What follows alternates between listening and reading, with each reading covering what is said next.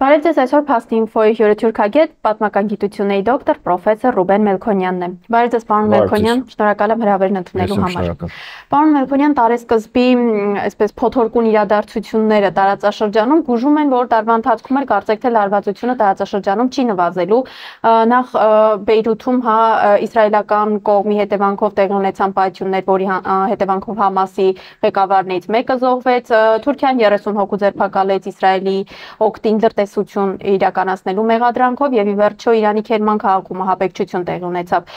որի արդյունքում մի քանի տասնյակ մարդ մահացավ։ Ձեր դիտարկմամբ ինչ զարգացումների կարելի է սպասել այս ամենից։ Մերձավոր Արևելքը հավատարիմ մնալով իր բնույթին շարունակում է մնալ թեժ եւ կարծում եմ այն տեսակետը, որ Մերձավոր Արևելքում պատերազմները չեն ավարտվում, այլ լինում են երկար կամ կարճ զինադադարներ, շատ հստակ է եւ այստեղ տևական խաղաղություն չի լինում, մանավանդ դա շատ փխրուն հիմքերի վրա է եւ մենք տեսնում ենք հերթական, այսպես ասած, Մերձավոր Արևելյան թեժացման, որը ոչ թե անսպասելի էր, անկանխատեսելի էր, այլ կարծում եմ շատ կանխատեսելի էր եւ շատ սպասելի էր, որովհետեւ արդեն իսկ հստակ են լարվածության, այսպես ասած, կողմերը, լարվածության աստիճանը հասել է մաքսիմալի, տեսական հենքը կա թեժացման, մնում է արդեն գործնական քայլեր, այսպես ասած, ինչի օրինակները մենք տեսնում ենք եւ ահաբեկչություններ, եւ տարատեսակ ռազմական գործողություններ եւ այլն եւ այլն։ Եվ կարող ենք ասել, որ սա սկսված անցած տարի սկսված Իսրայելի եւ Պաղեստինի պատերազմի նախ բացի բունտ, այսպես ասած, փուլից նաեւ ենթափուլերն են, ենթաճյուղերն են եւ Իրանի պայթյունները, որոնք կարծես թե այսպես ասած այդ նույն օպերայի մաս են կազմում եւ Թուրքիայի ու Իսրայելի միջև լարվածությունը մանավանդ որ այդ թեման լրտեսների այսպես ասած անցած տարվանից էր շոշափվում Թուրքիան նույնիսկ հայտարարում էր որ ունի այսպես վարկածներ կամ կասկածներ որ իսրայելական հատուկ ծառայություններ կարող է Թուրքիայի տարածքում ինչ որ քայլեր անեն հակապաղեստինյան եւ այլն եւ խստորեն զգուշացրել էր ճանել այդպիսի քայլեր այսինքն սա այդ զգուշացումից հետո արված քայլն է արդեն ձերբակալություններ եւ այլն այս ամենը թույլ է տալիս ենթադրել ընդ որում բավական հիմնով են ենթադրել որ տարածաշրջանը ոչ թե գնում է դեպի խաղաղության այլ գնում է այս կոնֆլիկտների ավելի ընդլայնման, ավելի թեժացման եւ նաեւ աշխարհագրության, այսպես ասած, ընդլայնման։ Ցավոք սրտի 2024-ի սկիզբը դեռ որևէ կերպ չի, այսպես ասած, ենթադրել տալիս, որ խաղաղությունը մոտ է, ընդհակառակ կարծես խաղաղությունը բավական երկար ժամանակով հեռանում է։ Պարոն Մելքոնյան, իսկ ինչ նոր զարգացումների կարելի է սպասել տարածաշրջանային կտրվածքով եւ հատկապես արտատարածաշրջանային դերակատարների կողմից, ինչպիսի ներգրավվածություն կամ միջամտություն կարելի է ակնկալել։ Գիտեք, Արևելքը այնպիսի տարածաշրջան է, որ արտատարածաշրջանային, այսպես ասած, հայտնի ուժերը, տերությունները այստեղ ունեցել են եւ ունեն մշտական հետաքրքրություններ եւ ներկայություն, հետեւաբար Արևելք ասելով եւ արևելյան կոնֆլիկտներ ասելով անպայմանորեն հասկանում ենք նաեւ այդ արտատարածաշրջանային ուժերի, ԱՄՆ-ի եւ այլ ուժերի ուղիղ կամ անուղղակի մասնակցությունը։ Եվ իմ կարծիքով հիմա այդ մասնակցությունը եւ այդ ուժերի հետաքրքրությունները կամ նոր բաժանման Մերձավոր Արևելքի նոր բաժանման տեսլականը նոր է ուրվագծվում, հետեւաբար կարող ենք հստակ տեսնել այդ ուժերի ակտիվությունը տարածաշրջանում իրենց դաշնակից պետությունների, իրենց հավատարիմ ուժերի միջոցով տարատեսակ խնդիրների ավելի թեժացում եւ կարծում եմ, որ տարածաշրջան գումարած արտատարածաշրջան այս ցավոք սրտի միասնությունը շարունակելու է տարածաշրջանը պահել անկայունության պատերազմների եւ նորանոր այսպես բախումների կիզակետում, քանի որ ակնհայտ է որ կան ամբիցիաներ, կան ցանկություններ, նպատակներ եւ դրանք չեն բավարարվել, այս պահին շարունակում են դրանց ուղղությամբ քայլեր արվել։ Ընդ որում այս կոնտեքստում նաև ամեն օրյա ռեժիմով մենք տեսնում ենք, որ ոտնահարվում են այն սկզբունքները, որի իբրև թե ջատագովներն են, օրինակ նույն արևմտյան երկրները, ԱՄՆ-ն, մարդու իրավունքներ, չթույլատրված զենքերի չկիրառում եւ այլն եւ այլն։ Մենք տեսնում ենք, թե Պաղեստինում օրինակ ինչ է կատարվում խաղաղ բնակչության հանդեպ, թե ինչ մեծ թվով զոհեր։ Մենք տեսնում ենք Իրանի ահաբեկչության ժամանակ, որ թիրախները ոչ թե կամ ոչ միայն զինվորականներ են, այլև անգամ երեխաներ։ Այսինքն մարդկությունը գնում է հակամարտկային քայլերի տրամաբանությամբ, իսկ արևմտյան այդ լոզունգները մարդու իրավունքների եւ տարատեսակ այլ իրավունքների մասին գնալով ավելի արժեզրկվում են, եթե նրանց իհարկե հավատացողներ կան։ Այսինքն աշխարհը, այսպես ասած, այս մոտարպես նույն հունով լուր անտարբերությամբ եւ կեղծ այսպես լոզունգների ներքո շարունակում է իր ընթացքը, որը ես բնութագրում եմ որպես երրորդ համաշխարհային պատերազմ։ Ես ենթադրում եմ, որ միգուցե 21-րդ դարի խաղի օրենքներն այլ են, բայց եթե մենք մի փոքր այլ տեսանկյունից նայենք, սա իրոք երրորդ համաշխարհային պատերազմ, որտեղ նայում ենք աշխարհի տարբեր տեղերում, Ուկրաինա, Մերձավոր Արևելք, Հարավային Կովկաս, չի բացառվում նաև այլ վայրերում, ըստ էության պատերազմ է եւ պատերազմող բևեռներն էլ հստակ են, այսինքն ովքեր են պատերազմում, սա հստակ կարելի է անվանել երրորդ համաշխարհային պատերազմ, ուղղակի 21-րդ դարի օրենքների այսպես լույսի ներքո։ Պարոն Մելքոնյան, տեսեք, Իրանի Քերման քաղաքում տեղի ունեցած ահաբեկչությունը նախ խորհրդանշական էր նրանով, որ համընկավ Ղասեմ Սոլեյմանիի մահվան 3-րդ տարելիցի հետ եւ պատասխանատվությունը ստանձնեց իսլամական պետությունը։ Անկամ նաեւ կարծիքներ են հնչում, որ այս ամենը ուղղված էր Իրանի այսպես տարածաշրջանային ակտիվությունը նվազեցնելուն։ Ձեր դիտարկմամբ Իրանը սրան ինչ պատասխան կտա եւ արդյոք իսլամական պետությունից զատ այլ ուժեր կանգնած չեն ահաբեկչության ետևում։ Գիտեք, նախ վերջից սկսեմ, կան ուժեր, որոնք իբրև թե ստանձնում են, իբրև թե այսպես առաջնագծում են, բայց բոլորի համար ակնհայտ է, թե ավելի գլոբալ ինչ ուժեր կան այդ ամենի թիկունքում երևացող կամ չերևացող։ Իրականացնողները միգուցե չեն էլ գիտակցում, որ իրենք ավելի այլ ուժերի խաղն են խաղում, իհարկե ոչ այս պարագայում, ինչ վերաբերում է կոնկրետ դրվագին, այո, երկու բան եմ ուզում առանձնացնել, Մերձավոր Արևելքում հատկապես սիմվոլիկան շատ կարևոր դեր ունի եւ նաեւ պատերազմների ու բախումների ժամանակ։ Մենք ցավոք սրտի Արցախյան 44-օրյա պատերազմի ժամանակ տեսանք հակառակ սիմվոլիկաների, եթե կարելի ասել, մի քանի տասնյակ օրինակներ, երբ մեզ համար կարևոր օրերին գործեցինք մեր հայրենիքի որոշ տարածքներ, ստորագրվեցին փաստաթղթեր, եղան հայտարարություններ եւ այլն կարևոր մեզ համար սկզբունքային սիմվոլիկ օրերին։ Այդ նույնը շատ տարածված է արևելյան այլ երկրներում եւ կարելի ասել արևելյան տրամաբանության մեջ եւ ուրեմն հանգուցյալ Սոլեյմանիի մահվան տարելիցին արված այս ահաբեկչությունը բնականաբար սիմվոլիզմի շրջանակներում պատասխան էր կամ մարտահրավեր էր Իրանին։ Հարցի մյուս կողմն այն է, որ ամենքերբ ձգտում են Իրանին ուղիղ ներքաշել կոնֆլիկտի մեջ, որովհետև Իրանի ուղիղ ներգրավվածությունը արդեն լիովին այլ այսպես ազատություններ է տալիս տարբեր ուժային կենտրոններին այլ քայլեր անելու։ Ատկերը գոնե ինձ համար այնպիսին է, որ ամեն կերպ պրովոկացիաներով, ահաբեկչություններով, տարատեսակ այլ քայլերով փորձում են ուղիղ Իրանին ներգրավել, բայց այստեղ նաև հանդես է գալիս Իրանի դարավոր պետական մտածողությունը եւ այդ մտածողությունից բխող քայլերի տրամաբանությունը։ Իհարկե դժվար է իրանագետի հետ ուրեմն խոսել Իրանի այսպես քաղաքականության նյուանսներից, բայց ես ենթադրում եմ, որ առաջին անպատասխան չի մնալու,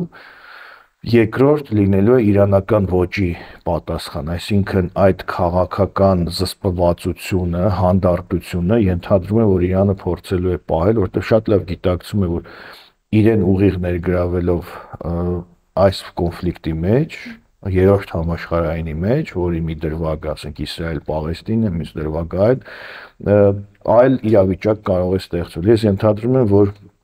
Նաև իրանական քաղաքական տրամաբանությունը շարունակելու է գերակա լինել եւ պատասխանը լինելու է, կարծում եմ Իրանի նախագահն էլ մոտավորապես նման հայտարարություն արեց, որ պատասխան կլինի, բայց թե երբ ու ինչ ձևով դա արդեն մեր որոշելիքն է, այնպես որ պատերազմի կանոնները Իրանը պահում է իր կանոնները, մյուս կողմերը երբեմն խախտում են տարատեսակ կանոններ, բայց այս հունով եմ ես կանխատեսում, որ ընթանալու է, որովհետև Իրանի ուղիղ ներգրավվածությունը պատերազմում, պատերազմի հայտարարելը կամ ուղիղ մտնելը, դա արդեն նշանակում է լիովին այլ մակարդակի համաշխարհային կոնֆլիկտ, լիովին այլ հետևանքներով։ Պարոն Մելքոնյան, իսկ ինչ կանխատեսումներ կան 2024 թվականի ընթացքում տարածաշրջանում Թուրքիայի դերի եւ ազդեցության մասով, մանավանդ եթե նկատի ունենանք, որ օրինակ Ռուսաստանը շարունակում է այսպես ուշադրությունը կենտրոնացնել ուկրաինական ճակատում, իսկ Մերձավոր Արևելյան զարգացումներում Թուրքիան ամեն կերպ տարբեր այսպես դրվագներով փորձում է ներգրավվածություն ունենալ։ Գիտեք, եթե փոքր պատկերավոր դիտարկենք Թուրքիայի դերի բարձրացումը այս տարածաշրջանում նման է ինքնաթիռի թռիչքին, երբ ինքնաթիռը թռնում է եւ սկսում է բարձրություն հավաքել, հասնում է ինչ-որ բարձրության եւ այդ կայուն բարձրությամբ շարունակում է իր թռիչքը։ Հիմա Թուրքիան տարածաշրջանում հատկապես, աշխարհում ընդհանրապես, բայց տարածաշրջանում մասնավորապես կարողացել է հասնել իր ազդեցության, եթե կարելի ասել, բարձրակետին։ Այսինքն թռիչքի այդ իր համար ցանկալի բարձրությանը եւ հիմա այդ բարձրությունով շարունակում է իր թռիչքը, այսինքն շարունակում է իր քաղաքականությունը։ Հետևաբար արդեն փաստ է, որ Թուրքիան տարածաշրջանում ունի լիովին այլ դերակատարում, քան օրինակ 2019 թվականին։ Փաստ է, որ Թուրքիայի հետ ուզեն թե չուզեն հաշվի են նստում այլ խաղացողներ, եւ փաստ է, որ այս ընդհանուր խաղի մեջ Թուրքիայի դերի նվազեցման հնարավորությունները այս պահին գոնե քիչ են։ Ես հետեւաբար կանխատեսում եմ, որ արդեն իսկ ունեցած այդ քաղաքական բարձրության վրա, այսինքն ազդեցության բարձրության վրա, թուրքական քաղաքականությունը շարունակվելու է, միգուցե փորձել է ել ավելի ազդեցիկության բարձունքներ էլ գրավել, բայց արդեն ունեցածը բավական է կամ բավարար է, որպեսզի տարատեսակ կոնֆլիկտներում, տարատեսակ հարցերում ունենա որոշիչ դերակատարում եւ ունենա նաեւ իրավունք այդ կոնֆլիկտներին հայտ ներկայացնել։ Տեսեք, նույն Իսրայելի-Պաղեստինի կոնֆլիկտի ժամանակ Թուրքիան հայտարարեց, որ խաղաղություն կարող է լինել այն պարագայում, երբ թուրքական բանակը որպես խաղաղապահ կանգնի, ասենք Իսրայելի եւ Պաղեստինի միջեւ, իհարկե պահանջելով, որ Պաղեստինը պետք է ճանաչվի եւ այլն եւ այլն եւ այլն։ Այսինքն պաշտպանելով պաղեստինյան տեսակետ, միևնույն ժամանակ իրեն առաջարկեց որպես խաղաղապահ տարածաշրջանում։ Նույնը մենք տեսնում ենք, չէ, ավելի նվազ ծավալով իհարկե, բայց Արցախում իբրև թե թուրքական մոնիտորինգային ինչ-որ խումբ եւ այլն եւ այլն։ Թուրքական ներկայություն կա Կատարում, թուրքական ներկայություն կա տարածաշրջանի այլ երկրում, Իրաքում, Սիրիայում եւ այլն եւ այլն, եւ այս ամեն ինչը հիմք է, որպեսզի նույն այս տրամաբանությունը շարունակվի։ Հետեւաբար ես կարծում եմ Թուրքիայի դերակատարման նվազման հնարավորությունները 2024-ին իհարկե շատ ավելի քիչ են, քան այդ ազդեցության պահպանման կամ բարձրացման հնարավորությունները։ Իսկ եթե օրինակ ռուսական կողմը ամեն դեպքում կարողանա լիարժեքորեն իր հայացքը ուղղել դեպի հարավային Կովկաս, դեպի Մերձավոր Արևելք, մանավանդ եթե նկատի ունենանք, որ վերջին շրջանում ուկրաինական ճակատում զգալի հաջողություններ է գրանցում Ռուսաստան եւ անգամ կարծիքներ կան, որ այդ հատուկ գործողությունը իր ավարտին է մոտենալու։ Գիտեք, դա շատ տրամաբանական է, որ Ռուսաստանի ներգրավվածությունը Ուկրաինայում նրա ռեսուրսների մի մասը, այսպես ասած, թույլ չի տալու այլ տարածաշրջաններում ավելի ակտիվ իրականացնել այդ ռեսուրսներից բխող քայլերը։ Այս իմաստով այո, տրամաբանական է, որ եթե այնտեղ ավելի այլ իրավիճակ լինի, Ռուսաստանի հետաքրքրությունները Հարավային Կովկասում միգուցե ավելի ակտիվ դրսևորեն, բայց այստեղ մենք պետք է հարց տանք. արդյոք այս մեծ խաղի շրջանակներում ռուսական հետաքրքրությունները մնացել են Հարավային Կովկասում ճիշտ այն նույն ծիրում, ինչը մենք ենք ենթադրում կամ ինչը մենք ենք ուզում։ Եվ պետք է ֆիքսենք, որ Թուրքիա եւ Ռուսաստանի հարաբերությունները հիմա բավական այլ բնույթ ունեն։ Եթե նախկինում դրանք կոնֆլիկտային մրցակցություն էին, հիմա ավելի համագործակցային մրցակցություն են եւ պետք է հասկանալ Հարավային Կովկասում Ռուսաստանի նման դերակատարումը իր պլան մինիմումն է, թե չեսքն իրեն միգուցե բավարարում է այս իրավիճակը, միգուցե առանձին շտրիխների փոփոխությամբ։ Այդ առանձին շտրիխներն են, փոքր շտրիխներն են, որ կարող են մեզ համար ունենալ կարևոր նշանակություն, որտեղ այդ փոքր շտրիխը, պայմանական ասած, եթե քաղաքագիտական լեզվից թարգմանենք այլ լեզվի, կստացվի օրինակ Ստեփանակերտի հայերի վերադարձ իրենց քաղաք, օրինակ։ Այսինքն, եթե Ռուսաստանը այստեղ ավելի այլ դերակատարում ունենա, կարող է կարողանա ապահովել Արցախի հայերի մի հատվածի վերադարձ իրենց բնորան, որը կարծում եմ շատ կարևոր է, որովհետև այդտեղ հազարամյակներով երբեք հայաթափված Արցախ չի եղել։ Բայց ակնկալել, որ Ռուսաստանի հարաբերությունները Թուրքիայի հետ կամ նույն թեկուզ Ադրբեջանի հետ կարող են այլ այսպես շեշտակի փոփոխություններ ունենալ եւ այլն, ես քիչ հավանական եմ համարում, որովհետեւ եթե նայում ենք աշխարհի վերաձևավորմանը, կան ինչ-որ գծված գծեր, որոնք պահպանվում են եւ կան անորոշ, շատ քիչ անորոշ գծեր, որոնց շուրջ այսպես թեթև պայքար գնում է, այնպես որ Ուկրաինայում իր պայքարը ավարտելուց հետո ես չեմ կարծում, որ պայմանական ասած ռուսական բանակը վերաազատագրելու է Շուշին եւ ասենք Հադրութը եւ վերաբնակեցնելու է հայերով մի հատ էլ մտնելու է Թուրքիա եւ Կարսը վերցնելու է։ Ես կարծում եմ, որ ավելի ստաբիլ վիճակ է լինելու Թուրքիա-Ռուսաստան հարաբերությունները, որտեղ արդեն բալանսներն են մի փոքր այլ։ Մենք ունենք այդ լյուֆտը, այսպես ասած, Հայաստանը եւ հայերը խաղալու այդ փոքր շտրիխների լյուֆտ եւ այլն վրա, որ կարծում եմ փոքր են մեծ քաղաքականության մեջ, բայց բավական մեծ են մեր քաղաքականության եւ մեր շահերի տեսանկյունից, այնպես որ ձեր ասած սցենարի պարագայում հնարավորությունները միգուցե ավելի, այսպես ասած, շատանան, որովհետեւ հիմա մենք կարծես խաղում ենք առանց հնարավորությունների դաշտում։ Այդ պարագայում կարող է 1-2 փոքրիկ լույսի նշույլներ երևան։ Պարոն Մելքոնյան, 2023 թվականի հատկապես տարեվերջյան ամենակննարկվող թեմաներից էր Հայաստանի եւ Ադրբեջանի միջև այսպես կոչված խաղաղության պայմանագրի ստորագրման հարցը, այն այդպես էլ չստորագրվեց եւ ադրբեջանական կողմից անգամ այս օրերին հայտարարություններ են հնչում, որ թեպետ երկու կողմերի միջև չկա սահմանազատում, սահմանագծում իրականացված չի, սակայն դա չի խանգարում խաղաղության պայմանագրի ստորագրմանը։ Ի վերջո այդ պայմանագիր կոչվածը ստորագրվելու է թե ոչ, եւ եթե ոչ, ապա որ ուժերն են ընդդիմանում դրան։ Տեսեք, ձեր հարցը այսպես մի քանի մասի փորձենք բաժանել։ Առաջինը տեսականը դիտարկենք։ Մենք գիտենք, որ դիվանագիտությունը պատերազմի շարունակությունն է, այսինքն դիվանագիտական ճակատում շարունակվում է պատերազմական ճակատում իրադարձությունները։ Հիմա պատերազմական ճակատում պարտված ուժի ներկայացուցիչները Հայաստանի ճակատամարտն են մղում դիվանագիտական դաշտում, ունենալով տապալումներ շարունակական եւ ունենալով մեծ շանսեր հերթական տապալումը, ավելի գլոբալ տապալումը արձանագրելու, որովհետեւ համամարտկային, համաշխարհային կյանքի օրենքներով պարտված ուժը չի կարող բանակցությունների սեղանին թելադրողի, ընդդիմացողի, այդ ընդդիմանալը կարողանալով պահել էլ իհարկե այդպիսի դեր ունենալ։ Իհարկե ավելի շատ նրան վերապահված է հարմարվողի, հանձնվողի, հաշտվողի, համակերպվողի դեր։ Հիմա այն ինչ որ տեղի ունենում, այդպիսի դերակատարում է համակերպվել պահանջներին։ Եվ երկրորդ, որ այս ուժի մոտ չկան այն կարմիր գծերը, որոնք անթույլատրելի են, հետեւաբար բանակցությունների սեղանի շուրջ թե ինչ է տեղի ունենում, ուղղակի կարելի է միայն վախով ենթադրել, սարսափով ենթադրել, թե ինչերի շուրջ կարելի է քննարկումներ անել, որովհետեւ նաեւ ինչ որ այսպես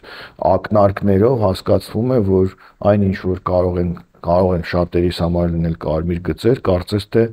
այս իշխանության պարագայում չկա։ Երկրորդը, Ադրբեջանը իրականացնում է դասական ճնշման քաղաքականություն, որտեղ բոլոր դիվանագիտական բարձունքները իրենն են, հաղթել է պատերազմում եւ ուրեմն արդեն իբրև թե քաղաքակիրթ մեթոդներով շարունակում է դիվանագիտական ճակատամարտը, որի մեջ արդեն դրսևորվում են եւ ծաղրելու եւ դեմագոգիայի եւ տարատեսակ այլ մեթոդներ եւ իհարկե իրադարձությունները կամ իրողությունները լիովին այլ կերպ մեկնաբանելու խնդիրը։ Երրորդը սա դասական արևելյան դիվանագիտություն է, որտեղ խափելը, որտեղ լիովին այլ նպատակ ունենալով այլ խոսք ասելը տարածված երևույթ է։ Հիմա տեսեք, Ադրբեջանը ասում է կարող ենք պայմանագիրը ստորագրել, ֆիքսել իրենց համար ցանկալի այսպես արդյունքներ, բայց չֆիքսել Հայաստանի ու Ադրբեջանի սահմանը,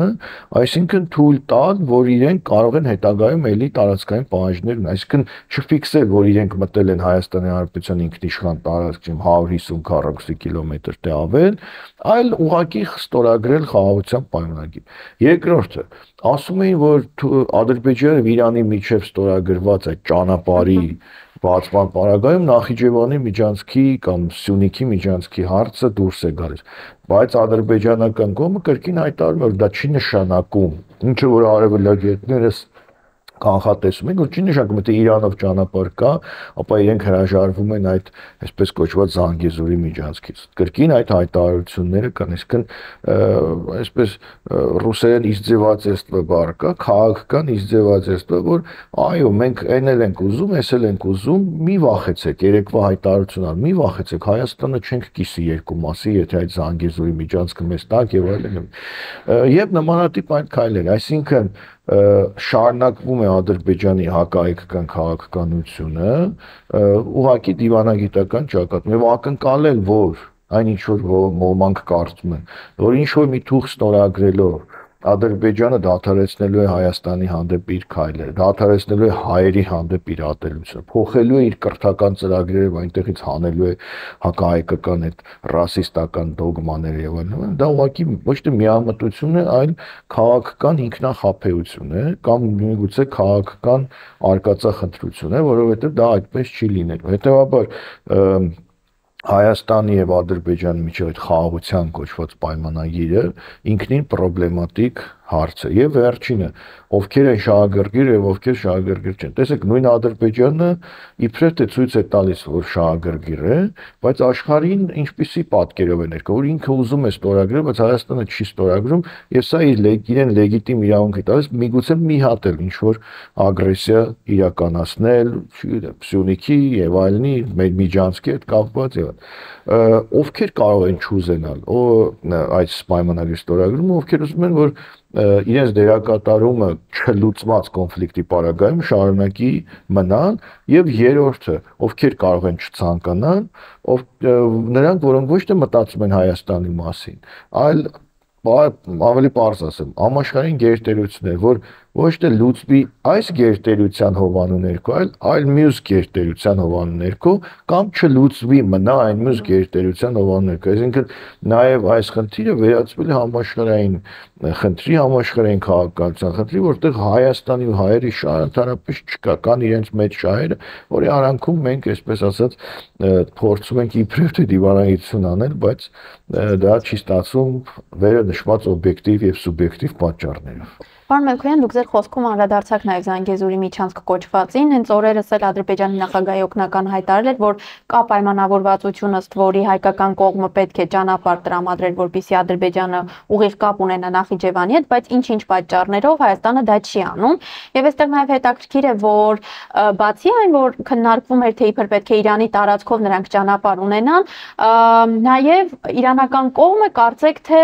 քննարկում է եւ հետաքրքրված է խաղաղության խաչմերուկ կոչվածով, որին նաև շահագրգիռ է հայկական կողմը։ Ձեր դիտարկմամբ այս մասով ինչ զարգացումների կարելի է սպասել, որտեղ իրանական կողմը կարծեք թե առաջ հայտարարում էր, որ իր համար անթույլատրելի է ադրբեջանա-թուրքական ինչ-որ կոմունիկացիաների բացումը կամ ուղղակի կապը, բայց հիմա նա մտածում է ինչ-որ խաչմերուկի մասին։ Գիտեք, այնպես չի, որ ինչ-որ հայտարարում են, ուրեմն հենց դա էլ անելու են։ Հայտարարությունները երբեմն լեգիտիմություն են տալիս կամ շանս են տալիս բանակցություններ շարունակելու, թեմայի մեջ ավելի խորը,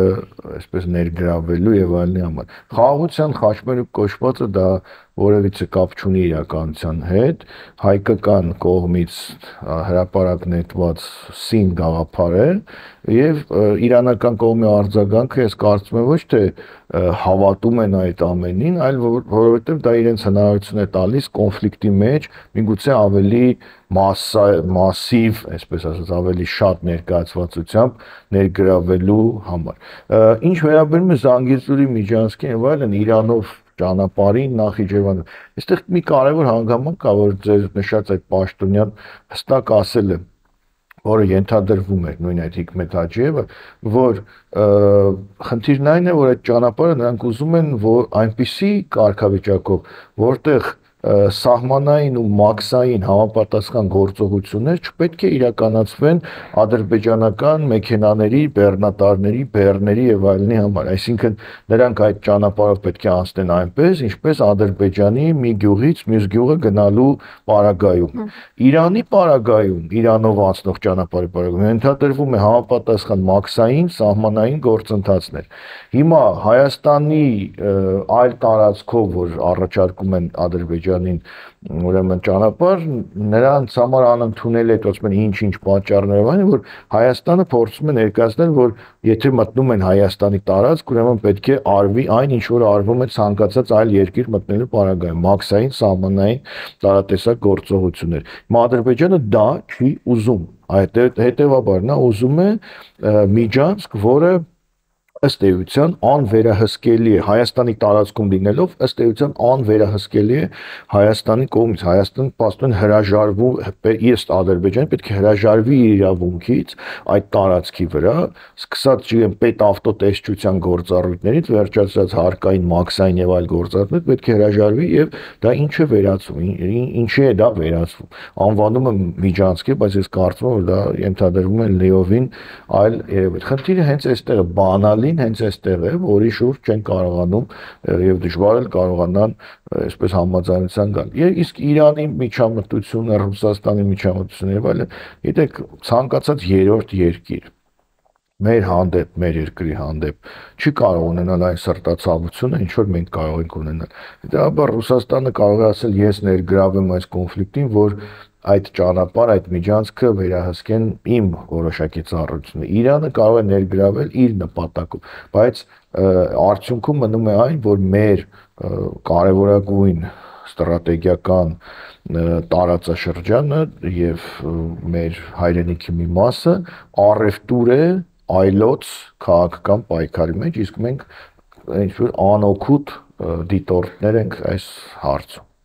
Պարոն Մելքոնյան, վերադառնալով բացառապես ներքաղաքական դաշտ, 2024 թվականին Հայաստանը եւս կարծեք թե պայքարով սկսեց յուրօրինակ եւ դա պայքար էր եկեղեցու դեմ, քանի որ Հայաստանի հանրային հեռուստաընկերությունը հրաժարվել էր եթեր հեռարձակել կաթողիկոսի վեհափառի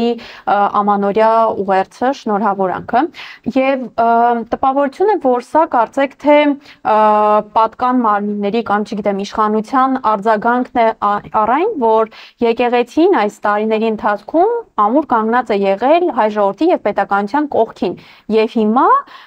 կարծեք թե պատժում են եկեղեցուն, ինչ է այս ամենը նշանակում։ Նախ ուզում եմ ասել, որ կոնֆլիկտը կարծես սկսել է հենց 2018-ից,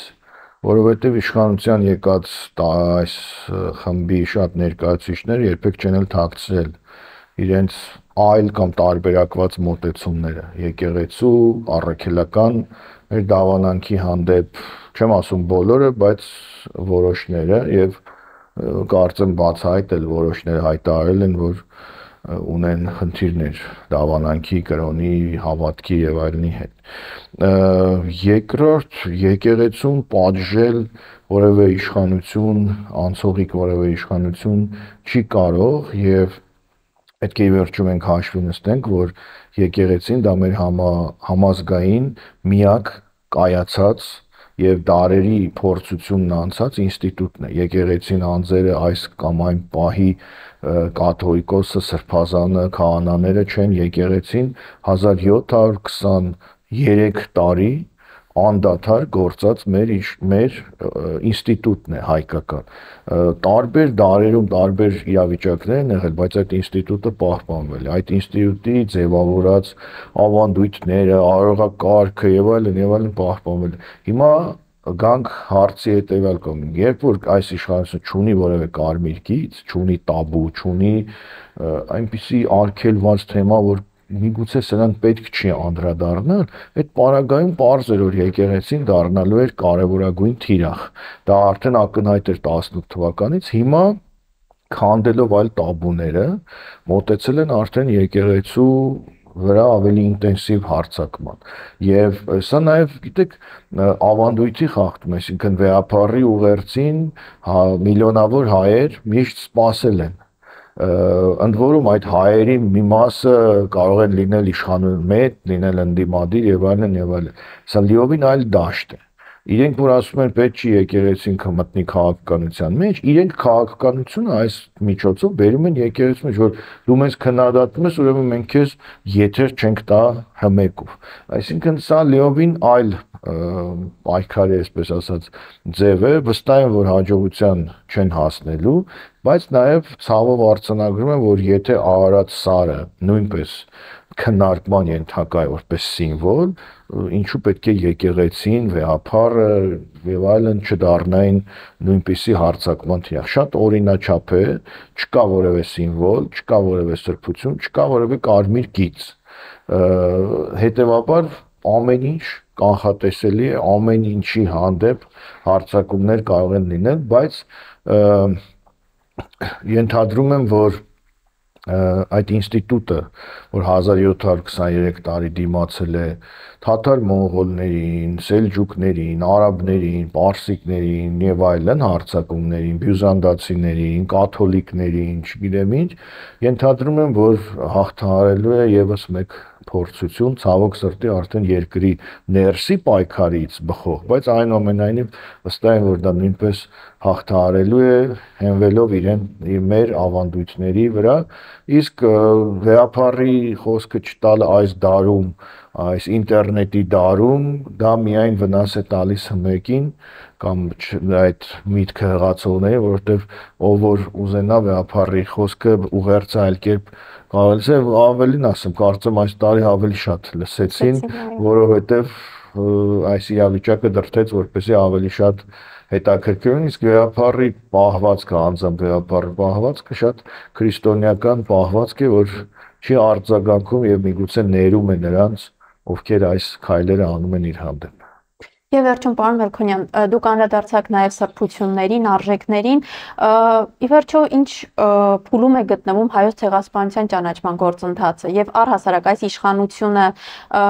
հրաժարվել է հայկական պահանջատիրությունից հօգուտ թուրք-ադրբեջանական տանդեմի հետ հարաբերությունների կարգավորման։ Գիտեք, օֆիցիալ հայտարարությունը որպես այդպեսին չեմ լսել, բայց տրամաբանությունը ամեն ինչի տանում է նրան, որ վերանայվում է նաև այդ հարցը։ Դա նույնպես կարմիր գիծ էր եւ վերանայվում է։ Եթե կհիշեք, քարոզարշավներից մեկի ժամանակ այդ հարցը դրվեց հենց նույն Փաշինյանի կողմից, որ ինչքան մենք ենք թուրքերին ատում, այնքան իրենք են ատում, պետք է թշնամանք կառավարենք եւ այլն եւ այլն։ Չեմ տեսնում պետական, այսպես ասած, մոտեցում հայոց ցեղասպանության հարցի միջազգային ճանաչման հարցում։ Այդ խնդիրը ուներ իհարկե արդեն իսկ որոշակի, այսպես ասած, լճացումներ հայոց ցեղասպանության միջազգային ճանաչման հարցը, բայց դա